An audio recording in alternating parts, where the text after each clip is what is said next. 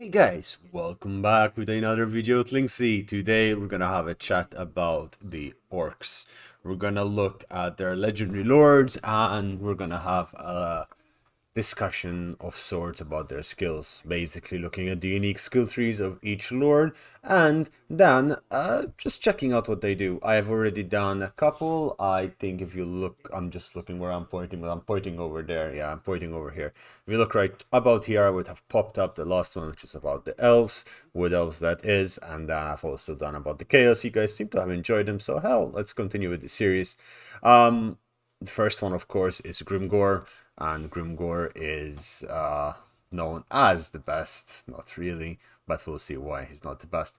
So first things first, right? He's the Harbinger of Gork. He unlocks Black Orc recruitment from all Black Orc Big Boss recruitment from all provinces.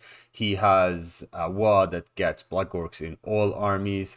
All campaign movement is plus 10% from all characters. Upkeep for Black Orcs and Big Guns are cheaper by 15%. All of this sounds really good, and we're off to a great start. We're able to recruit heroes from everywhere we want. We're allowed to do so, also recruit good armies for cheap, and we'll have our armies move around faster. The orcs WA are its strongest feature, and giving black orcs in those WAs is generally a good idea. Looking at Grimgor himself, he comes with the Warlord trait where he has extra leadership for Black Orc units, extra armor for Black Orc units, post-battle loot is 30%, and he has the ability You're Next, essentially. If we look at it, it does melee attack reduction, movement speed reduction, melee defense reduction on an enemy lord or hero. He also has Grimgor's Wall, which, if you look what it does, it basically just makes, if I remember right, just buffs his troops in a significant manner. I think he just does extra melee damage in his compared with others. He also has the Immortals banner, which allows one of his Black Orc units to basically become immortal as long as their leadership is about 50%. We've seen how strong they can become if you do have enough Black Orc Big Boss units in your army, boosting morale, leadership, making them immortal. With 0 health, they would still not die. And that till now we're really good stuff. I mean, his warlord ability is not great, but till now really good stuff. And the problem is here, this is where he does not really do that well. He does okay on normal and hard difficulty. Hard difficulty he does start to struggle and stutter, but very hard and legendary he sucks, mostly because if you look at his unique skill tree, he gets the best, which allows him to have more Black Orc Big Bosses and gives himself the ability of ward save and 10 melee defense and 11% damage resistance. He also gets the Black Orc Wrecking Ball, allowing for Black Orc units to be stronger and have better charge. He gets Bigger and Ardor. Again, Black Orcs and big Orc Big Guns become stronger. Savage Orc units become stronger as well. Imposing defense goes into Fear and Terror, nothing really special. Vitamin Shrooms, hit points plus 15% for himself, and from the front, basically, again, buffs himself. He is very powerful lord himself in terms of fighting 1-to-1. Not the best, but quite strong. But he does nothing for his faction, with the exception of recruiting Black Orc Big Bosses plus 2. He gets Gitsnik, which gives him extra bonus versus large, a melee attack, magical attacks, untainted for a local. I keep pressing the wrong button. Magical attacks, untainted for local provinces, recruitment cost minus 10%, post battle loot increased by 10%, and the ability Gitsnik, which gives him 50% armor piercing damage. Bloodforged armor gives him 15% ward save, which is fantastic, more melee defense and armor, and wound recovery times -1. Bloodforged armor does an explosion, does not damage friendly troops, but it does not do very much against armor or large units. With regards to everything else, he is very basic and is essentially just a souped up, beefed up lord with no faction-wide bonuses, with the exception, of course, of his, the best of the best. So, whereas his faction benefits are really strong, his lord benefits are not at all. So, he does not really do that well. He is at best an average lord that is great in melee, great in leading in one singular army, but then leading a faction, he's not that good. With that said, we should probably move to the next one, which is, of course, Of course, the second one is my favorite gobbo of all time, Skarsnik, the Warlord of 8 Peaks. He does get Pretentious Precision, where it doesn't allow him to recruit orcs before he controls Karak 8 Peaks, and only then he can recruit them from Karak 8 Peaks. However, his goblins are incredible. They are much cheaper to recruit, upkeep, and keep basically 40% upkeep and recruitment cost reduction for both goblins and night goblins. All his was can get the opportunity to getting doom divers, and he gets extra building chains at Karak 8 Peaks. He does have cheaper hero action cost and receives 100% extra experience, but when you're playing the orcs, the best greenskins are the goblins. He himself gets a unique ability, of course, Warlock of 8 Peaks, which allows him to do Lightning Strike without unlocking Lightning Strike. Yeah, it gives night goblins a better charge and square coppers as well, and then he gets Skarsnik's Wall, which boosts the goblins. Skarsnik's banner gives goblin unit extra melee defense, melee attack, causes fears, and makes them unbreakable. And he gets Tricksy Traps to start off with. He gets Spite of the Bad Moon, which gives armor piercing damage, base weapon damage, and borders very large in an area of effect around him. Fragmented Fungi, which gives melee defense and rampage in the enemies. Smart Hiding gives himself stock, physical resistance, and speed. On their bosses gives him the ability to recruit Goblin Big Boss and Night Goblin Shaman in all provinces, which is much stronger than you would think, much stronger than Grimgore's Black Orc Big Boss. Sorry, the names are floating in my head. Cough them Up gives him magic post battle loot, which is not really special. And Baxter's Tactics gives his army armor piercing damage and leadership during ambushes. As a special trait, he gets Ambusher, which gives him more ambush success chance, and then after that is just all goblin leaders stuff. He does get Skarsnik's Brother, which gives him obedience units +3 obedience in all provinces, and this is very, very powerful for or the Greenskins. And melee attack, weapon strength, magical attack, and income from post-battle loot. That +3 obedience is quite strong, and it's one of the strongest abilities within public order in all your army, as well as gets magic missiles, which is always nice to have.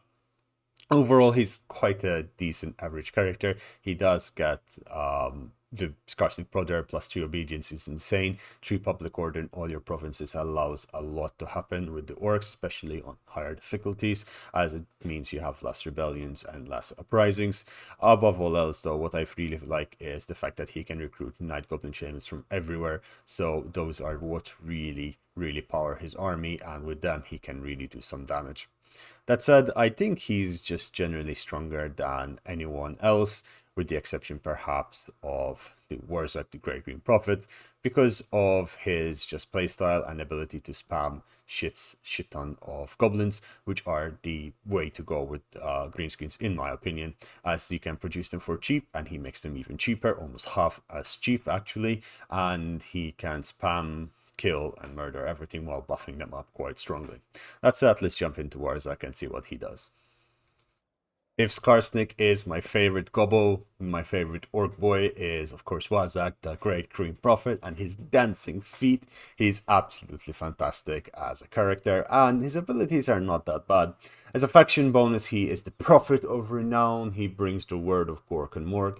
All his was gives him Savage Orcs. He gets an enemy hero success chance -50%, and all the Savage Orcs charge into battle with much more glamour. He does get the Great Green Prophet, which gives him physical resistance +20% for his army of Savage Orcs, which is absolutely insane. With other buffs, you can make it up almost, I think, 50 or 60, making your Savage Orcs pretty difficult to kill. Upkeep for Savage Orc units is -50% for his army, and recruitment cost is also 50% cheaper, and he gets Warzak's Wa. What makes him really good is he gets the Big Wa magic spells, and he gets Foot of Gork for ridiculously cheap. I think when you upgrade Foot of Gork with him, it can be up as cheap as 10. I believe with the right abilities. I apologize for the sounds coming from outside. I have some building and I'm noticing, yeah, it's spiking. But that said, real Savage Boys, where his Savage Orcs get extra attack and extra charge bonus. Savage Riders for, Savage Orc Cavalry. Fury of the Prophet makes the magic resistance that enemy armies have go away, and this is not just the enemies you're fighting but any army in the local area. Wild Feet, Perfect Vigor for himself, extra speed, and he gets also Colossal Warpaint, another 20% physical resistance for trolls, giants, and Arcrook spiders and rogue idols, which is really good. And then his army gets 5% extra, so his army of savage orcs is already at 25%. And then you get Titanic Beat, which reduces the cost of Foot of Gork by 9 and 6 in case you're overcasting it. He gets Baleful Mask, which just essentially reduces the upkeep of his army by 10%. Melee defense, it's quite high, and he gets Vindictive Glare, which if you use it in conjunction with Foot of Gork, you basically can use the Endless Magic Foot of Gork cheese. Squiggly Beast allows him to recruit an extra shaman and give all provinces +5 rank for shamans.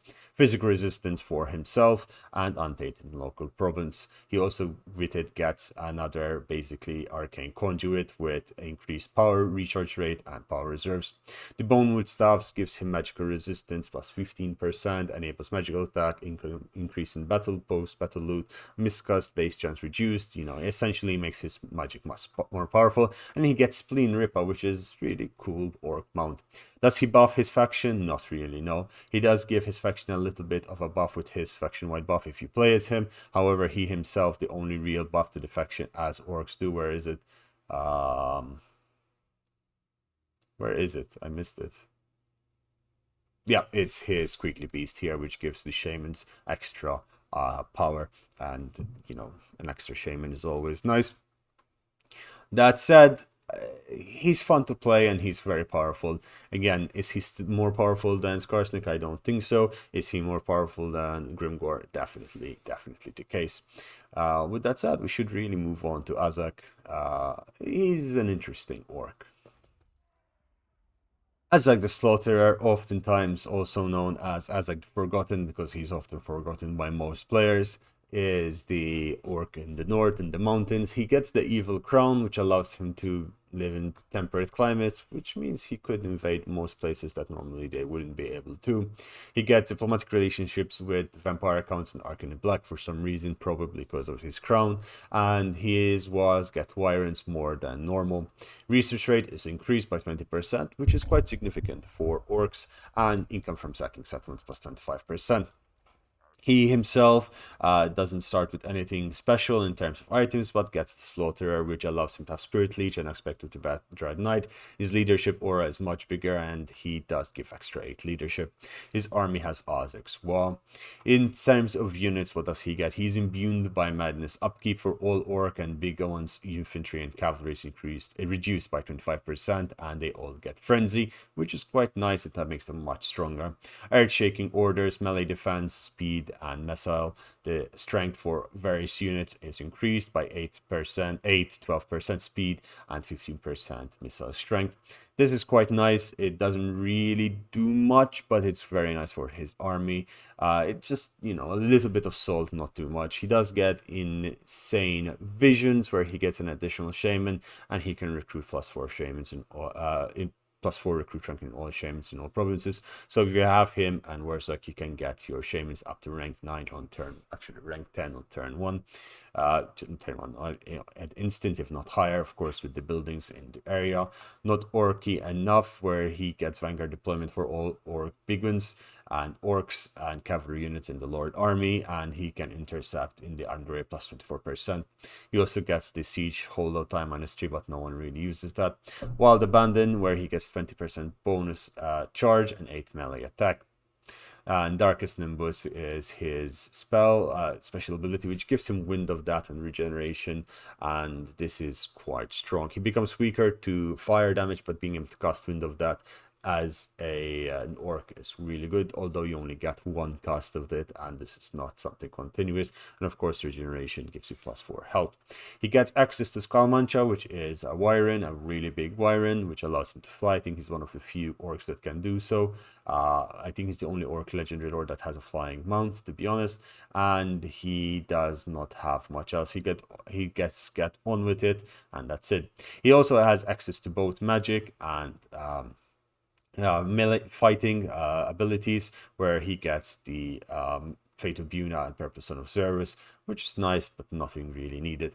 He gets the Crown of Sorcery, which is what everyone is running after, which gives him enables advanced lore of death magic, gives him base he gets miscast chase minus 25%, winds of magic increased, immune to vampiric attrition, obedience minus 50% due to corruption faction wide.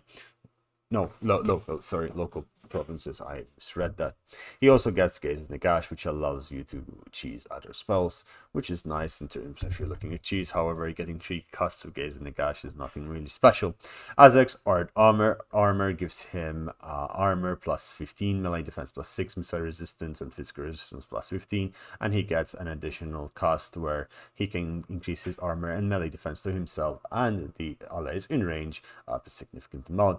Slaga Slashes, melee attack, weapon strength increase, income for post-battle load, nothing really strong. He does increase his leadership and the ones of units around him, but nothing really special. Honestly, he's not that great. He does do some nice things. It's nice that he gets Wind of Death, but getting 1 cast of Wind of Death is not really going to do anything. It's not even overcasted. I accidentally opened that. He is nice to play once or twice, but he does start in a relatively tough position. And even though he starts with a Orc Shaman, if you look the position he's in, he's cut off from most other orcs, with the exception, of course, of the boys here. Forgot what their name, the Red Eyes, and he could just migrate down and meet all the other orcs, but he does start quite cut off in a really tough location with orcs, Kislev, and others around him, and then he has to deal with, of course, Hair Mistress over there, Draika. Of course, he's okay. Again, that's all I can say about the orcs. They're okay. They're nothing special. They're not great. They're just okay. Till now, Scarstick, in my opinion, still is the best orc there is, and that's because he's a goblin. Talking about goblins, I think it's time we speak about the real biggest goblin king. The biggest and the strongest, the hungriest and the punchiest. Grom the Punch is one of my favorite characters, along with Skarsnik, and mostly because he's a goblin. He does start with War against Altwan as his faction ability, giving him access to Grom's Cauldron, which is a special way of buffing his army in very modular parts. It shows the age of the other orc leaders, as this guy is the latest addition and the man that led, well, or the goblin, I should say, that led the change in the May of last year. He gets access to Temperate Island, which allows him to settle Altwan. However, he starts with minus 80 relationships boohoo with the High Elves. His Wa gives him pump wagons and all armies, of course, and global recruitment rank, and this is powerful, is -1 for goblin units.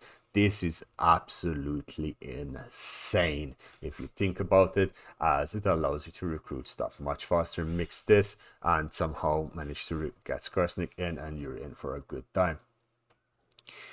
Grom the Punch himself starts as a starving gobbo. If you feed him fully by getting all of his side quests and getting all of his cooking, he gets plus 12% hit points, leadership plus 8 for goblin units, hero capacity plus 2 for goblin big bosses, and perfect figure for himself.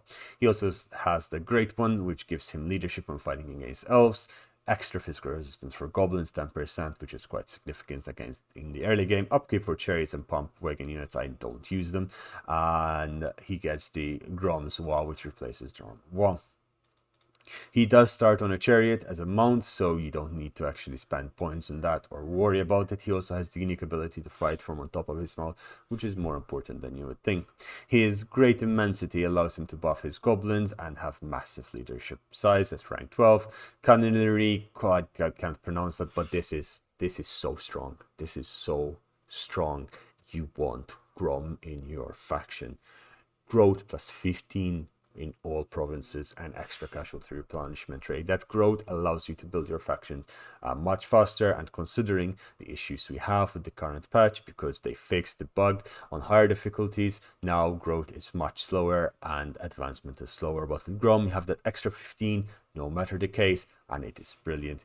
He gets gargantuan Glutton, which gives him extra hit points and physical resistance +8 in each case. Chariot Racers gives his chariots extra strength and perfect vigor. And Boisterous Shakedown, which gives him extra income from sacking cities and post-battle loot. He gets Roll Them Over, which gives rattled effect and reduces combat effectivity on enemies, and of course charge bonus +50% for himself.